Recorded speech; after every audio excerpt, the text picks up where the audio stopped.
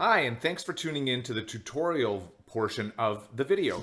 If you've made it this far, obviously you want to make this yourself. So in this tutorial, I'm going to cover everything that you need, including sizes, the whole 9 yards, so that you can quickly and easily make this yourself. So to start with, obviously we want our card. I've chosen, when I'm using cardstock in here, I've just chosen to use white. I liked the white backing on it with using this Annabelle collection. I just thought it looked really nice and paired it up. Let's just it paired up nicely with like the floral backs and the papers I chose. But if you did want to use a cardstock in a color, obviously you can use the solids. You only need one full sheet of 8.5 by 11 cardstock in order to do all the pieces that you're going to need, that you're going to see me do. Obviously not the printed versions, just the white cardstock that I'm using. You only need one sheet of that cardstock. So if you printed off like a pink in the solids, you would have enough to do the entire thing. So our card portion is the first starting piece is 8.5 by 5.5. Okay, is the first piece that you need. Then you take and simply fold it in half, and that's the start of our actual true card that we're going to be building. So with that, on the front of it, let's just grab my glue here real quickly. And on the front of it, I am doing, as you saw in the finished portion, obviously, there is this piece of pattern paper. And then obviously this is going to be placed up on pop dots here in order to give it some dimension. But this is our one main element that we're using. So let's just quickly finish the front and the back. So this piece of paper is 4 inches by 5.25. So obviously we want all the right sizes so that you can quickly and easily do this and assemble this. So as you see when I paste this on, I did leave that extra space around the exterior. So there is that like 1/8 of an inch gap all the way around, which I kind of like the look of it. And that's all the sizes that I'm going to give you. That's what you're going to end up with. The back. So the back, I just chose the simple floral. I wanted something, and again, 4 inches by 5.25. I wanted something on the back. I wasn't going to do a lot with it, but I wanted to finish the back. I like the idea of a fully finished card. Maybe that's something for you where you think, hey, you know what, I'm fine with it being white, or if you used a solid piece of cardstock, you're fine with that. And that's okay too. So there's front and back. We'll adhere the main element after, a little later on. I don't want this video to go on for that long. So on the inside, again, we are using 2 pattern papers on the inside. And each of these pattern papers is 4 inches by 5.25. Okay, and so here we go again. I know how much you really enjoy watching people glue. You know, isn't that nice, hey? To sit and watch somebody glue on the inside, that is just awesome. But this will give you a chance in the video in order to see everything and in order to get all the dimensions. I know sometimes people whip through their tutorial videos and you're like, whoa, wait a second, like what size was that, or how did you apply that, or whatever the case may be. I'm hoping that this, by doing these few things, let's move you back into frame here. Hoping that by doing these few little things, you're going to have the chance in order to say, oh, okay, that's kind of what you did there, or whatever. That's the sizes that I needed, that kind of thing, right? So there it is. Again, the whole card as is. So now we get into some of the fun part stuff in terms of making the hinge that's going to go in the inside. As you saw, it had the 2 flaps that fold out. You know, that's kind of the whole great thing about this Hideout card. And in doing so, let's just put that out of the way for right now. We need to build the hinge. So the hinge piece of paper is 7.5 inches wide by 1.5 inches. Okay. And where you're going to start is you're going to make marks at 5/8 of an inch and 1 inch. Okay. So both top and bottom, take your pencil, draw in the lines, away we go. Then turn it to the side. You're going to see that this is actually a little bit bigger distance. Like this is fatter than this one. do it with the narrow one at the top. Okay, hopefully that makes some sense. Here, we are going to measure 2.5 inches and 5 inches. Okay, and again, both of them, make your lines, away you go. Okay, very simple to do. Lastly, we're going to go to this lowest line here, and we're going to measure in 5/8 of an inch, make a mark. We're going to measure 5/8 of an inch, make a mark. And then we're just going to go straight into the corners with these, okay? So we end up with little triangles, and this is going to be these are going to end up being our fold lines. So not really difficult in order to figure out what's going to go on here, right? And the last line here, we'll just push this over. Come on, camera, get out of my way here. So there we go. So we end up looking like that, okay? Now, what you want to do is these 4 corners, you are going to want to cut those out, okay? So those we don't need anymore. So what you end up with then is you end up with a piece that looks like this, okay?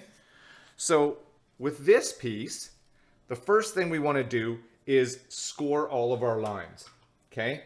So we want to score each of those 2 lines, and we want to score our triangle lines, okay? So that we can make nice folds out of it. Once you've done that, again, always keeping the narrow tab. There's a narrow tab and there's a larger tab. Always narrow tab at the top, okay? So we just simply fold these over, fold this tab over, right? And now here comes the tricky part. When you fold this, we had scored the triangle. You want to fold this up so that this goes completely perpendicular to that tab. Okay, so it goes straight up and down. And you can see how that ends up doing. Same thing on this side. So the triangle folds in and then you fold it across. So we end up with a piece that looks like that because this is going to be our hinge. Okay, does that make sense? On the back, we end up, there's that thin tab again that I was talking about. And that's what it looks like on the front. Okay, so let's bring this back in here. We are going to glue this on. And we are going to glue just this front portion. Okay, so we are going to just put glue on that lower, hopefully you can see that. That's just on the lower portion. You want to center this and also put it in as far in as the crease of the card, okay? So centered from top to bottom, and there's the crease of the fold of the card. We want to make sure that that goes in there, okay? There we go. Okay, now let's just, we obviously need pieces to go, that are going to be our tabs or whatever to go onto, okay? Let's just straighten that out a little bit. Obviously I had that a little crooked. There we go. So there is our hinge piece. Okay. So now what we want to do is, let's just fold that out for a second. Okay. I'm using cardstock in order to back things. These pieces of cardstock are 2.5 inches by 2.25 inches. And I have 2 of them because there's going to be both the top and the bottom when it flips open, right? So you decide which way you want these. I want them to face this way, okay, when they're glued on there. So let's just start by doing that. Okay. We are going to glue this guy on right onto the top, okay? So making sure we got our top corners, making sure everything matches. There we go. Whoops. Put glue on the wrong piece here. Let's just wipe that off and let it dry for a second. Put glue on this guy.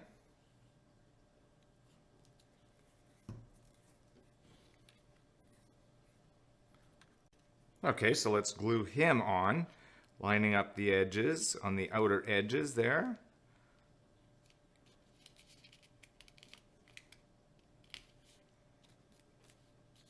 Okay, so there we go. And I have chosen to use this nice pink lace paper as my backing. And these guys are, let's just have a quick measurement here. These guys are 2 1/8 by 2. Okay, and again, just to give me that nice bordered edge, right? So we'll have a quick glue up here.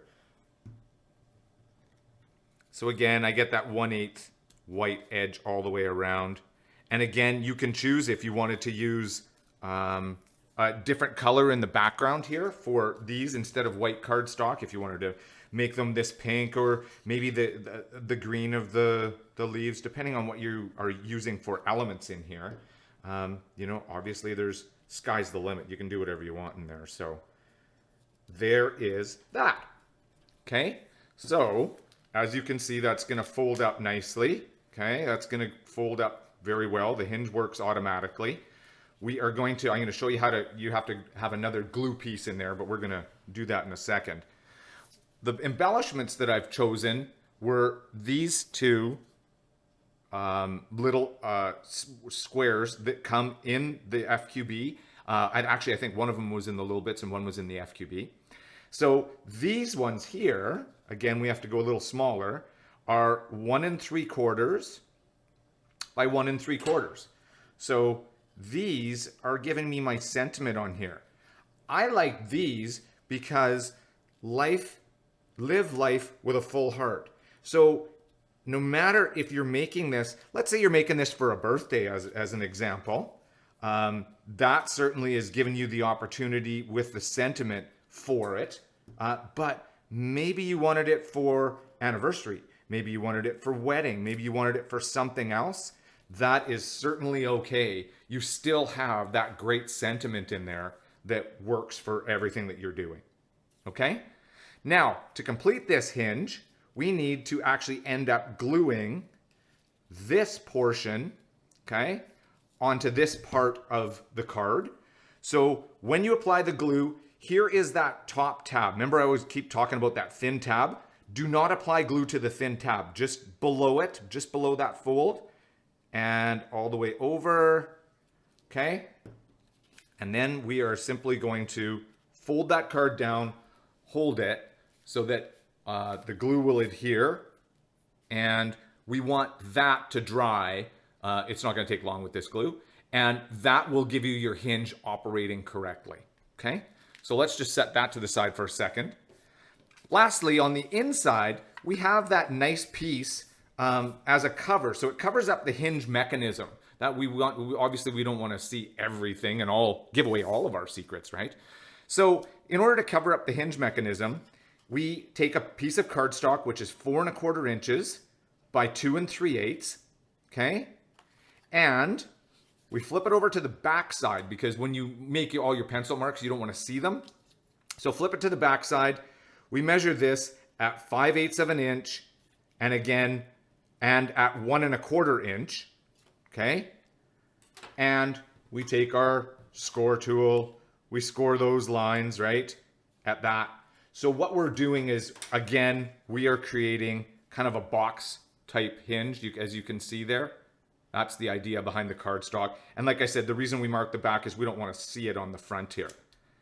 Again, I chose a nice piece of paper that I thought would be perfect for, I've shrunk this piece of paper down by about 1/3. As I have with most of the papers in here, they were all shrunk by about 1/3, so that you know, in order to give me the pattern size that I wanted. And this piece of paper is 3 1/4 inches by 2 1/8. Okay, so that again will give us the nice exterior border for the 1/8 inch to show the white cardstock through.